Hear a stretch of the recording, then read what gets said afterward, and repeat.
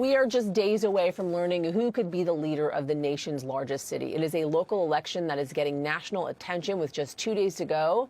It is still being described as a toss-up. Former NYPD cop and Brooklyn Borough President Eric Adams leads a crowded field in the polls with 23%, but the city's new ranked choice voting system could lead to some surprises come primary day on Tuesday. Former presidential candidate Andrew Yang, who led in the mayoral polls for months, now is in third or fourth place, depending on which polls you're watching or reading. He's hoping a last-minute alliance that he just announced will help his chances as folks head to the polls. Entrepreneur and New York City mayoral candidate Andrew Yang is joining me now. Thank you so much for joining us on this. Really appreciate it. I know it's probably a pretty busy day for you. Happy Father's Day, by the way. Being that it's Father's Day and 2 days ahead of the primaries, but nonetheless, we're happy you're here with us. Let me talk to you about some of the polling that we're looking at right now, right? Depending on what you're watching, you have the Manhattan Institute Public Opinion Strategies poll. You are at 13%.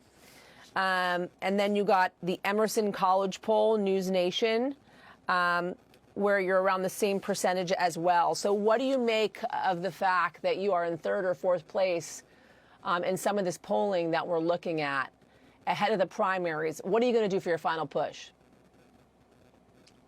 Yasmin, we've had our own numbers the whole time, and they've shown that this is a toss-up. They also show that we are winning among the votes that have already been cast. But the only poll that anyone should care about is the people who are voting in the thousands. And on Tuesday, hundreds of thousands of New Yorkers are going to show up. We feel very, very excited and confident, particularly because everywhere I go in New York, people tell me that they voted for me, they're voting for me, and they want to change. They know that politics as usual and business as usual is not working in New York City on public safety, jobs, education, sanitation, you name it. People are fed up, people are frustrated, and they know we need a different form of leadership than we've been getting this last number of years.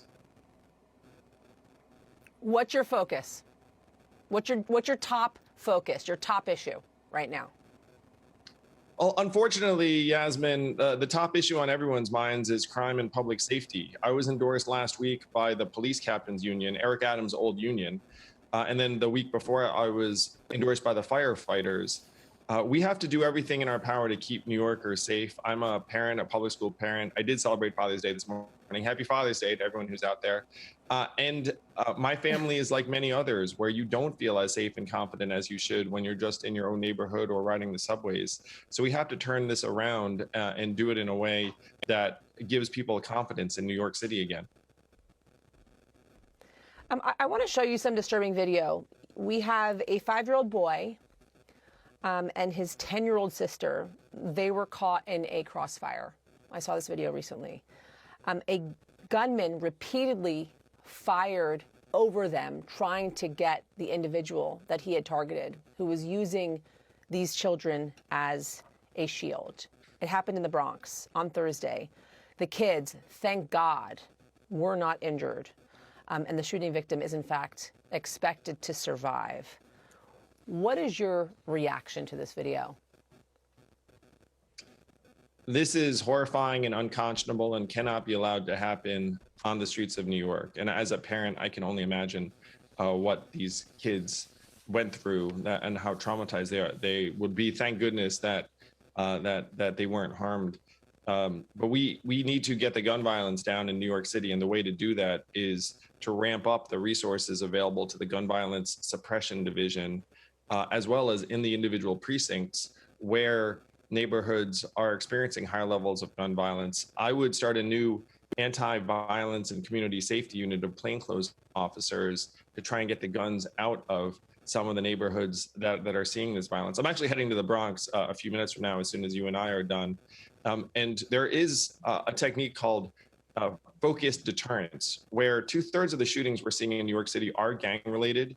And in a lot of neighborhoods, they know who the dangerous people are. So if you go to those people ahead of time and say, look, if anything happens in this vicinity, we're going to come to you first, it has been shown to lower levels of violence.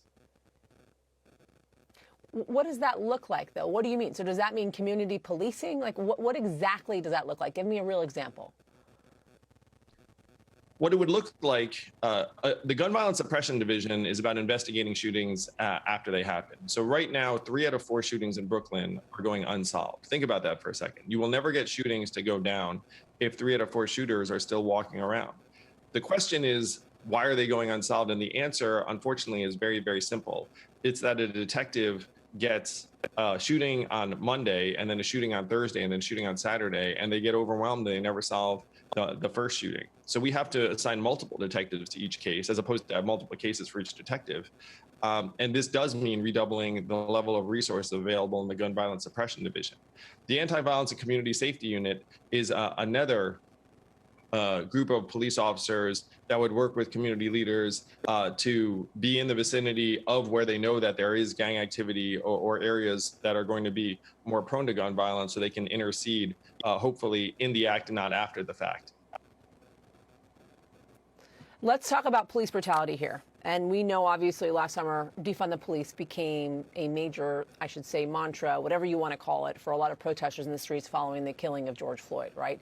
And there was much confusion over the saying of defund the police, what that actually meant. Did that mean taking all the money away from police departments and completely stripping them of any resources that they had? Or does this mean taking some money away from the police budget and redistributing it to other areas that need it more, like homelessness, for instance, in the city of New York? You have said repeatedly you think defunding the police is the wrong way to go. Explain that for me. In a city where public safety is your top concern and you are seeing shootings go up over 100% from previous levels, you do not want to be defunding law enforcement. At the same time, we have underinvested in Black and brown communities in terms of education, jobs, healthcare, youth activities. I have proposed more than doubling summer youth employment opportunities here in New York City, because that money goes directly into the pockets of a family that needs it. Plus, kids who have a job for the summer are less likely to be idle and get into trouble. So there are different ways that we can address public safety concerns, but when you're seeing violence surge and also public safety issues on subways and other environments go up, you're going to need law enforcement to actually be proximate and on the ground. So you're right about that. When I was a local New York City reporter, though, I will say every time there was a budget cut in New York City, this was like a decade and a half ago, the first things that were shut down were youth programs in Black and brown communities, in these underserved communities. That was the first thing to go. And it was because so many of these communities didn't have a loud enough voice. So 2 questions to you. Where is this money That's the wrong approach. I just want to say that that's not where you would cut, Yasmin, but continue. Sorry. No, but that's what was happening.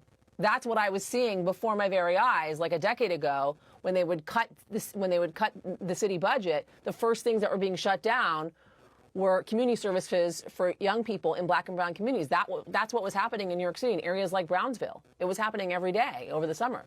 So I'm saying to you, while I hear you in that you're talking about providing employment for young people, where's the money going to come from to make sure that they can stay gainfully employed? As you probably know, I love cash relief and things that put buying power directly into the hands of families. And so I think summer youth employment is a win-win, because where's the money going? Often it's going into the hands of a Black or Latino household that's going to spend the money locally and could use the boost. It also, again, has these public safety benefits. So I agree with you that we've prioritized the wrong things. We do have a 2-year window to get this recovery right, where we've received billions of dollars in federal relief money.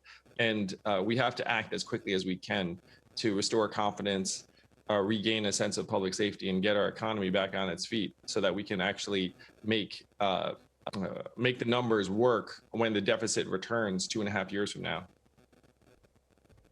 Let me just ask you one final question, right? We've been talking a lot about infrastructure. This is kind of more of a national question. If the Biden administration is able to get their infrastructure plan passed, what could that mean for New York City? What would you do with that money? Let's go, Biden administration and the infrastructure bill. There's so many things that we need to do better here in New York City. I'd start with NYCHA. $30 to $40 billion infrastructure deficit. And we owe our people better than this. And New York City is one of the worst landlords, or the worst landlord in New York City. And that's shameful. I also would want to invest in sustainability and resilience and transition to clean energy here in New York City, electric vehicles, battery storage plants. There's so much to be done in New York City, and the infrastructure bill is an enormous opportunity. So I'm very optimistic that we're going to see great things out of the Biden administration on this front. You sound optimistic, Andrew Yang. We wish you the best of luck in the days ahead and appreciate you joining us. And I hope that if, in fact, you are elected mayor, you will come back on our program. I would love that. Everyone in New York City, get out and vote. Make your voice heard, no matter who you're supporting. And you can tune in tonight for an interview with fellow New York City mayoral candidate Eric Adams, who will join the Mehdi Hassan show. That begins at 8 p.m. Eastern right here on MSNBC.